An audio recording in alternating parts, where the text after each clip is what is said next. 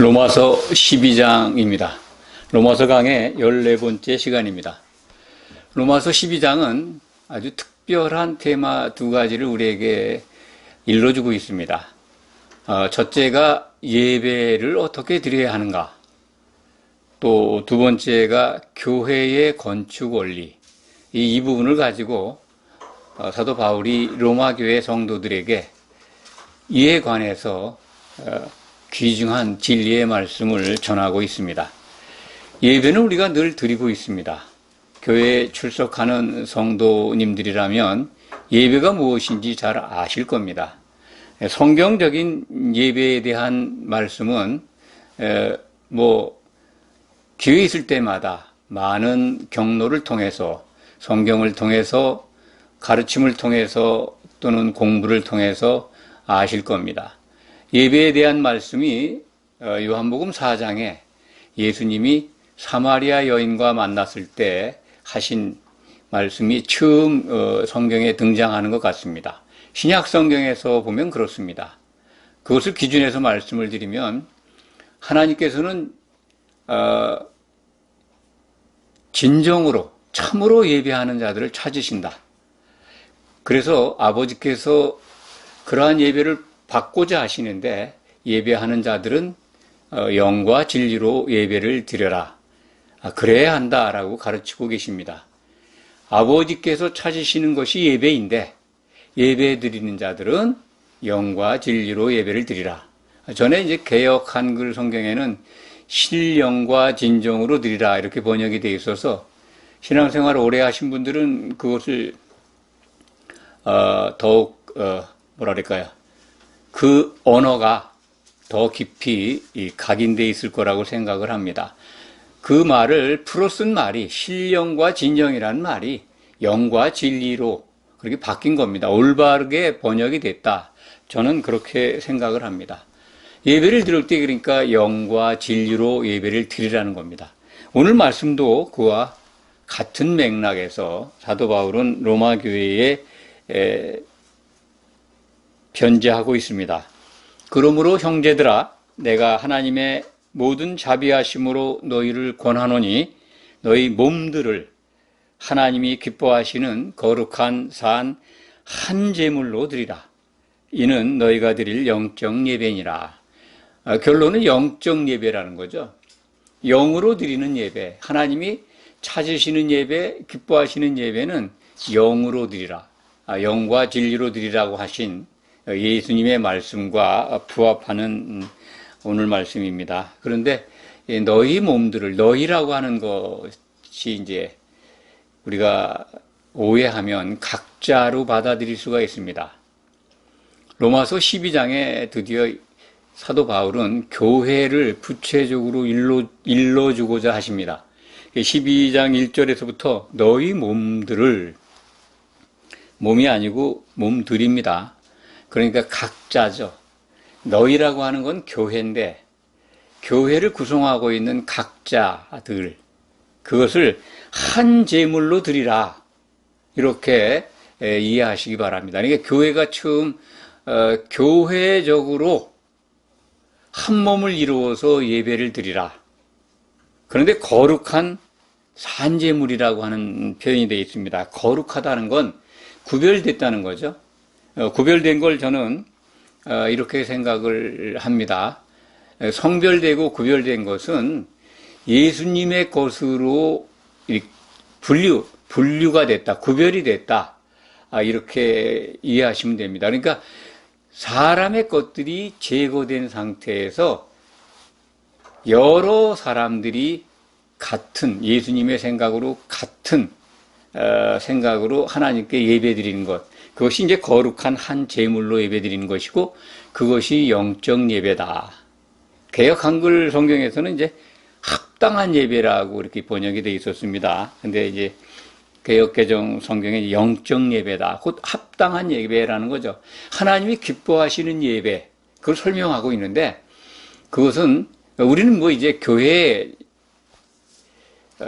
정의를 알기 때문에, 교회가 무엇인지를 자세히 알기 때문에 쉽게 말씀을 드리면, 한 몸을 이루어서, 여러 지체들이 한 몸을 이루어서 하나님께 거룩한 산 제물로 드리라. 산 제물이라고 하는 것은 우리 영이 살아있는 거죠. 살아있는 상태에서 그리스도 안에서 하나가 되면 하나님이 기뻐 받으시는 예배가 됩니다. 그것이 바로 영적 예배, 영과 진리로 드리는 예배입니다.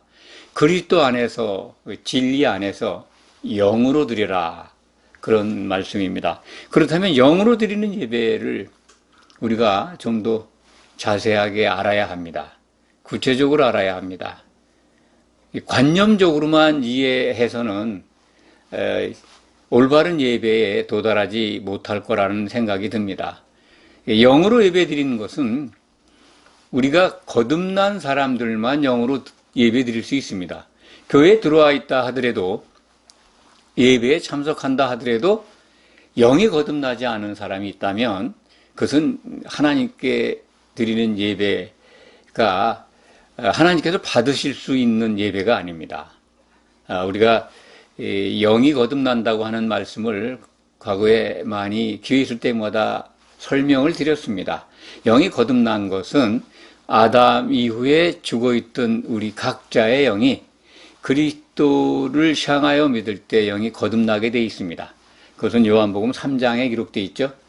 모세가 광야에서 뱀을, 장대에 매달린 뱀을 들었을 때 그때 뱀에 물렸던 사람들이 살아난 것을 예수님이 비유로 하십니다. 예수님이 바로 나무에 매달려야 하는 것, 나무에 매달린, 십자가에 매달린 예수님을 바라볼 때 사람들은 그 믿음으로 나올 때 거듭나게 돼 있습니다. 거듭나는 겁니다. 은혜로. 은혜로 거듭난 사람들이 모여서 영적인 예배를 드리는데, 영이 거듭났으면 성령의 인도함을 받을 수 있습니다. 그렇게 되면 그 영은 육신이 이끌어오는 옛사람이죠. 쉬운 말로, 신약 성경이 가르치는 말로는 옛사람의 생각이 끌고 가는 그런 혼적인 것에서 벗어날 수 있습니다. 그러니까 혼적인 모든 자기 중심의 생각을 버리고 성령이 인도하는 내 살아난 영의 생각으로 드리는 예배가 영적 예배입니다. 그래야 여러 지체들이 한 몸이 되는 겁니다. 너희 몸들이, 너희 생각들이 다 제거되고 오직 그리스도 안에서 진리로, 영으로 진리로 예배드리라고 하신 예수님의 말씀에 충족하게 됩니다. 그러니까 영적 예배, 영으로 드리는 예배와 혼의 여러 가지 요소들을 가지고 드리는 예배하고 구별하시기 바랍니다. 이러려면은, 영으로만 예배 드리려면은 자기 부인이 필요합니다. 영이 거듭난 분들이, 교회에 들어와 계신 성도님들이 자기 중심의 생각을 버려야 합니다. 네. 적어도 예배하는 순간만큼은 예수님께서 하나님을 향하셨던 아버지 뜻만 이루어지기를 고대하셨던, 지금도 그 생각을 갖고 기도하고 계십니다. 그 생각, 아버지의 뜻이 이루어지기만을 학수고대하는, 그래서 그것이 그런 생각을 갖고 있는 성도들의 기쁨이 되어야 되고, 그러한 상태로 드리는 예배를 하나님은 기뻐 받으신다고 성경은 우리에게 일러주고 있습니다. 그러니까 영적 예배의 중요한 요소가 두 가지 말씀을 드렸습니다. 거듭나야 되고 자기 중심의 생각을 버리는 자기 부정의 상태가 꼭 전제돼야 한다. 그런 말씀을 드립니다. 그래서 그러한 각자 성도들이 그렇게 영으로 거듭난 성도들이 자기 부인을 한 상태에서 그리스도 안에서 하나가 된다면 그것이 바로 예배입니다. 하나님께 드리는 영적 예배입니다. 반면에 이와 대척이 되는 예배, 그럼 혼적 예배라고 말씀을 드릴 수 있습니다. 영적 예배가 아닌 혼적 예배. 자기 중심의 것들을 다 가득 끌어안고서 예배 시간에 모인 종교 행위적인 예배, 그걸 예배라고 할 수 있을까요? 하나님이 받으시겠습니까? 성경을 기준해서 말씀드리는 겁니다. 한 몸으로 한 생각으로 같은 생각으로 드리라고 했는데 각자가 다 딴 생각하고 자기의 생각을 버리지 않고 자기가 원하는 것, 자기가 추구하는 것, 자기가 기뻐하는 것만 가지고 있다면 그것이 어떻게 거룩한 한 제물로 드리는 예배가 되겠습니까? 합당한 예배가 될 수가 없습니다. 그러니까 혼적인 예배, 혼적으로 각자 드리는 예배는 부당한 예배입니다. 오늘 말씀을 적용하면 정리하시기 바랍니다. 영적으로 성도가 함께 드리는 예배는 합당한 예배입니다. 하나님이 받으실 수 있는 예배입니다. 그런데 자기 생각을 가지고 그것이 부인 안 된 상태에서 각자의 생각을 기준으로 진리 아닌 뭐 예수 그리스도의 생각이 아닌 각자의 생각으로 예배한다면 오늘 말씀을 적용하면 부당한 예배입니다. 예배의 행위는 있지만은 종교적 신념과 습관과 전통에 의해서 예배의 형식은 취하고 있지만은 하나님께서 기뻐하시는 산 제물로 받으시는 예배는 아니다 하는 것을 로마서 12장 1절은 우리에게 분명하게 일러주고 있습니다. 오늘 말씀은 이 교회에 대해서 성도들이 모였는데 각자가 교회가 아니라 너희 몸들을 거룩한 산제물로 드리는 그 교회를 이루어서 예배드리라는 그 말씀입니다. 그래도 교회를 우리에게 보여주시면서 일천한 그 로마 교회, 사도가 가지 않은 교회 성도들에게 교회를 이제 구체적으로 이렇게 일러주고 제시해주고 보여주고자 하는 그런 말씀들로 이어져 갑니다. 2절 보면 너희는 이 세대를 본받지 말고 오직 마음을 새롭게 함으로 변화를 받아 하나님의 선하시고 기뻐하시고 온전하신 뜻이 무엇인지 분별하도록 하라. 우리말 표현은 조금 어색합니다만 하나님의 선 그리고 하나님의 기쁨 그것이 이루어지는 게 하나님의 온전하신 뜻입니다. 그렇게 이해하시면 됩니다. 하나님의 선이나 하나님의 기쁨 그것은 하나님이 불변하시는 뜻이 이루어지는 겁니다.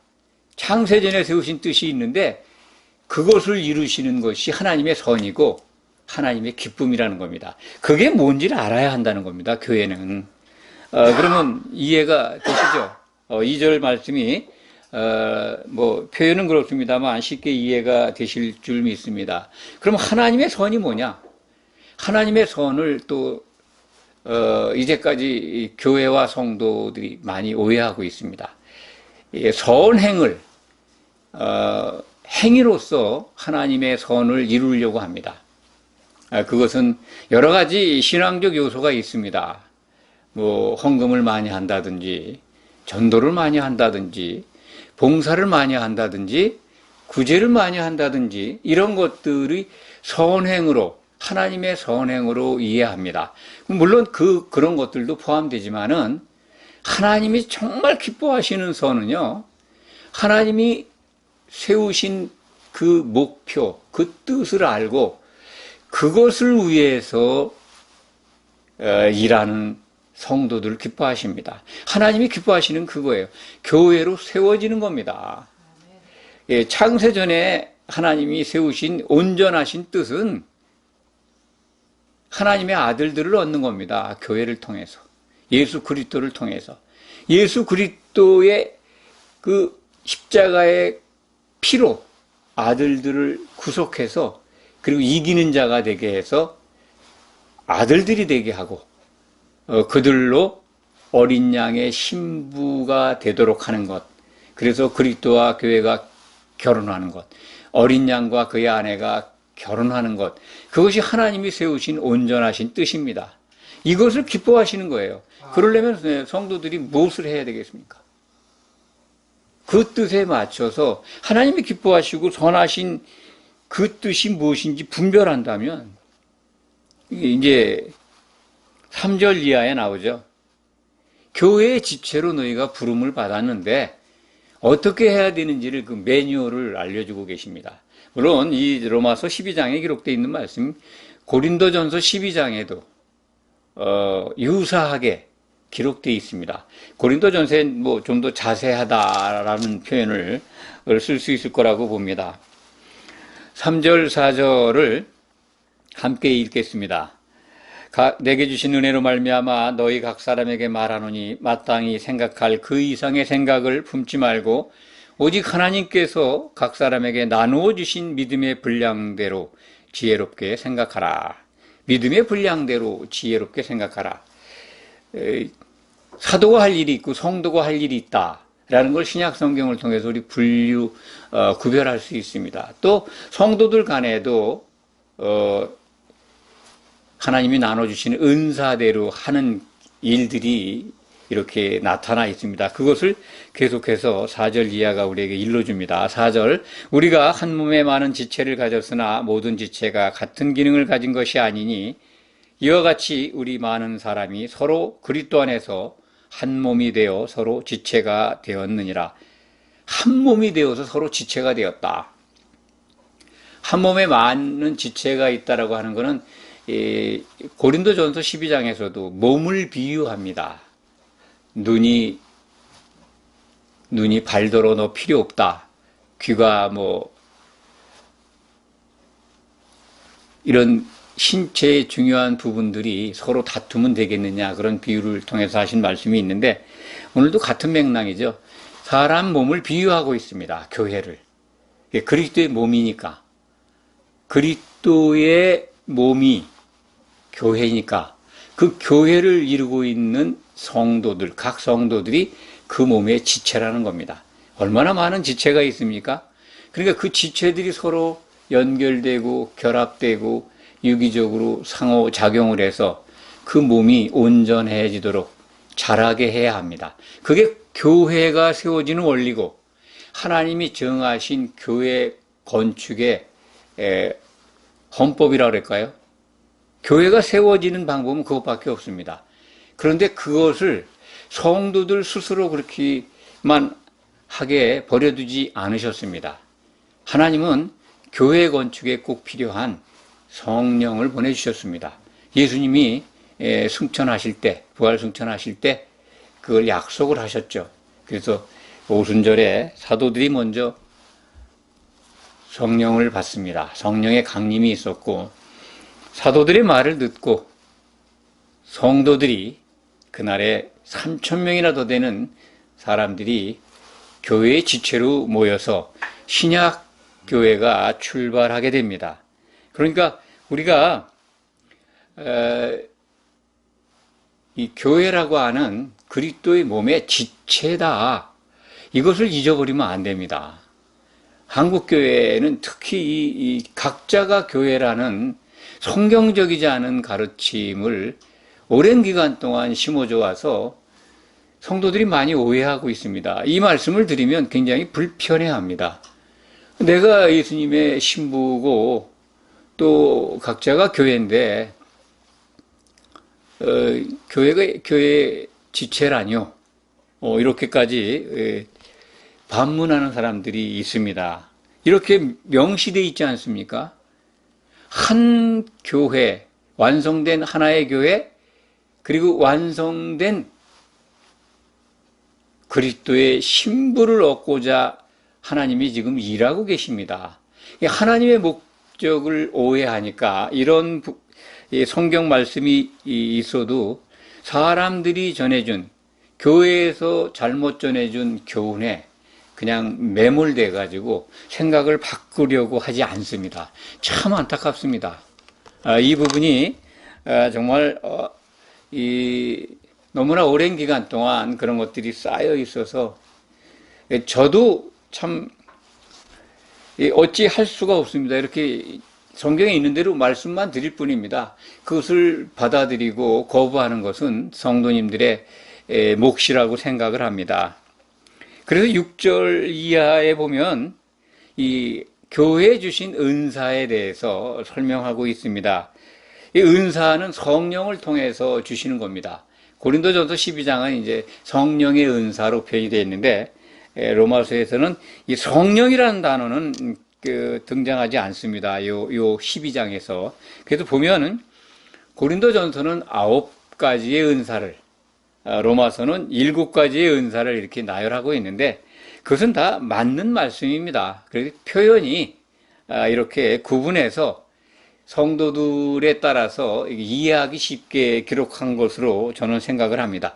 고린도전서에는 이제 예언도 있고 방언도 있고 또 통역하는 은사도 있고 뭐 병 고치는 은사, 또 말씀을 지혜의 말씀, 지식의 말씀, 또 능력을 행하는 것, 이 뭐 해서 한 9가지의 은사가 기록이 되어 있는데 오늘 말씀은 예언이면 믿음의 분수대로, 섬기는 일이면 섬기는 일로, 가르치는 자면 가르치는 일로, 위로하는 자면 위로하는 일로, 구제하는 자는 성실함으로, 다스리는 자는 부지런함으로, 공의를 베푸는 자는 즐거움으로 할 것이니라. 뭐 이것이 이제 교회 지체들에게 주신 은사를 가지고 그 적용하는 태도를, 그러한 어떤 이 행동 지침을 일러주신 것 같습니다. 그러면서 교회가 생성되고 건축되는데 가장 중요한 것을 말씀합니다. 그것이 뭘까요? 그것이 바로 예수님의 새 계명입니다. 사랑을 얘기하고 있습니다. 예수님께서 일러주신 새 계명이라는 표현을 안 쓰지만은 사랑을 설명하고 있죠. 사랑에는 거짓이 없다. 형제를 사랑해라. 이거 바로 형제 사랑이 예수님께서 교회에 주신, 우리에게 주신 서로 사랑해라. 내가 너희를 사랑한 것처럼, 사도들에게 주신 말씀이죠. 내가 너희를 사랑한 것처럼 너희가 서로 사랑해라. 그것이 새 계명입니다. 이 새 계명을 풀어 써 주신 겁니다. 그러니까 우리가 형제 사랑을 할 수 있다면 교회로 세워집니다. 그래서 하나님이 기뻐하시는 하나의 산제물로서 영적 예배를 드릴 수 있습니다. 영적 예배의 가장 필수적인 것이 성령 안에서 사랑을 가지고 예배 드리는 것입니다. 그래서 보면은 형제를 사랑하고 서로 우애하고 존경하기를 서로 먼저 하며 부지런하여 게으르지 말고 열심을 품고 주를 섬기라. 소망 중에 즐거워하며 환난 중에 참으며 기도에 항상 힘쓰며 성도들의 쓸 것을 공급하며 손 대접하기를 힘쓰라. 아가페 사랑이 교회 안에 흘러넘친다면, 성령 안에서 성도들이 한 지체가 있다면 마땅히 일어나는 일들입니다. 이걸 뭐 억지로 이렇게 명령했기 때문에 이걸 해야지, 그러한 행위의 열심으로 할 수도 있지만은 사실은 성령 안에서 신앙생활을 한다면 자연스럽게 일어나는 너무나도 당연한 현상들입니다. 저는 그렇게 생각을 합니다. 14절 이하는 14절부터 21절까지는 한마디로 말씀을 드리면 원수 갚는 게 하나님께 있다는 겁니다. 직접 원수 갚으려고 하지 마라. 참 모든 사람과 더불어 화목해라. 교회 성도들뿐만 아니라 교회 밖에 있는 모든 사람들과 더불어서 화목해라. 이게 18절에 나와 있죠. 할 수 있거든. 너희로서는 모든 사람과 더불어 화목하라. 악을 악으로 갚지 말고 네가 원수를 대적해서 원수를 갚으려고 하지 말고 원수 갚는 게 하나님께 있으니 하나님께 맡기라는 겁니다. 하나님이 언제 원수를 갚아주실까요? 1차적으로는 예수님이 오실 때 그리스도의 심판대에서 갚아주실 겁니다. 우리가 하나님이 하신다고 하는 걸 우리가 앞서서 우리가 해결하려고 하지 마시기 바랍니다. 그것 때문에 싸움이 되는 거예요. 분쟁이 일어나고 원수가 되고 원수가 점점 많아지죠. 복수를 해야 되니까. 그런데 세상은 참 그런 일들이 너무 많죠. 또 뭐 흥미로운 사람들이 즐기는 어떤 그 소설이나 영화 이런 것들을 보면 참 원수 갚는 게 많이 나오죠. 그래, 그걸 보면 또 속도 아주 후련하고, 복수국을 보면 더 짜릿짜릿하고. 그런데, 교회에 들어와 있는 성도님들은 이 원수 갚는 것, 이 부분, 하나님께서 다 처리해 주신다는데 우리가 나설 일이 없다. 물론 이제 기질이 있고 분이 안 풀리고 그래서 이제 화도 나고 싸움도 하고 그럴 수는 있습니다만 그것을 내가 완벽하게 해결하려고 그렇게 덤벼들어서는 안 됩니다. 19절을 말씀 읽어드리겠습니다. 내 사랑하는 자들아 너희가 친히 원수를 갚지 말고 너 하나님의 진노하심에 맡기라. 기록되었을 때 원수 갚는 것이 내게 있으니 내가 갚으리라 주께서 말씀하시느니라. 하나님께서 진노의 포도주 틀을 밟습니다. 아주 그 계시록에 보면 하나님의 심판 상황이 기록되어 있습니다. 예수님이 오실 때 그때 다 갚아주십니다. 그래서 우리들은 20절에 기록된 말씀 항상 기억하시기 바랍니다. 오히려 내 원수가 줄이거든 먹이고 목마르거든 마시게 하라. 참 말은 쉽지만 이게 잘 되겠습니까? 박해하는 자를 저주하지 말고 오히려 축복하라고 14절에 기록되어 있죠. 나를 핍박하는데 어떻게 그를 위해서 축복을 하겠습니까? 근데 그게 가능하다는 거예요. 왜냐하면 우리에게 약속하신 하나님이 약속하신 상급을 생각하면 우리가 받을 선물을 생각하면 우리가 누릴 영광을 생각하면 환난 중에도 즐거워할 수 있습니다. 소망이 있기 때문에 그렇습니다. 그 소망은 신약 성경을 통해서 찾을 수 있거든요. 자세히 볼 수 있거든요. 그러면 기쁨이 넘칩니다. 소망 때문에 살 수 있습니다. 세상에서 아무리 무시당하고 핍박당하고 박해를 받고 원수들이 그냥 나를 그냥 못 잡아먹어서 안달이 나서 아주 괴롭힘 속에 있다 하더라도 오늘 말씀을 생각하시기 바랍니다. 그 원수들, 박해하는 자들을 위해서 오히려 복을 빌라. 그것이 그들 머리 위에 숯불을 그들의 심판에 당연한 심판을 받아야 하는 당일을 그 머리 위에 쌓아둔다는 겁니다. 또 여기 지금 22절에 그 말씀이죠. 내가 숯불을 그 머리에 쌓아놓으리라. 심판받게 된다는 거죠. 하나님께 심판받는다. 하나님께 정죄받는다는 거는요. 이거는 우리 이 세상 법정에서 판결받아서 감옥 가는 거는 차원이 다른 겁니다. 이런 부분을 우리가 아직 맞닥뜨리지 않아서 경험하지 않아서 그냥 오해할 수 있는데요. 하나님의 심판은 돌이킬 수가 없습니다. 영원한 불못에 던져지는 거지 않습니까? 생명책에서 지워지면 불못에 던져지는 것이고 그 형벌은 우리가 상상할 수가 없습니다. 죽음은 고만이 아닙니다. 그렇기 때문에 오늘 말씀을 꼭 기억하시기 바랍니다. 원수가 줄이거든 먹이고 목마르거든 마시게 하라. 어렵습니다.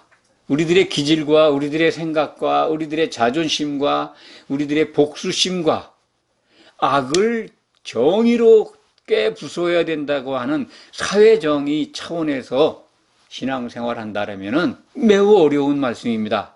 하지만 하나님이 기뻐하시는 것을 내가 이것을 받아들여야 된다고 하면은 내 믿음의 방향이 바뀔 수 있습니다.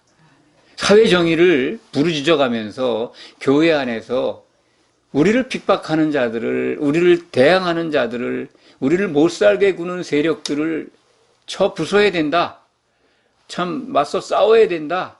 저항해야 된다. 그런 생각들 가진 분들이 많습니다. 그렇지만 자, 오늘 말씀을 이렇게 주목해서 다시 한번 곱씹어 보면서 새김질 하시기 바랍니다. 그것이 이기는 자가 되는 길입니다. 기도하겠습니다.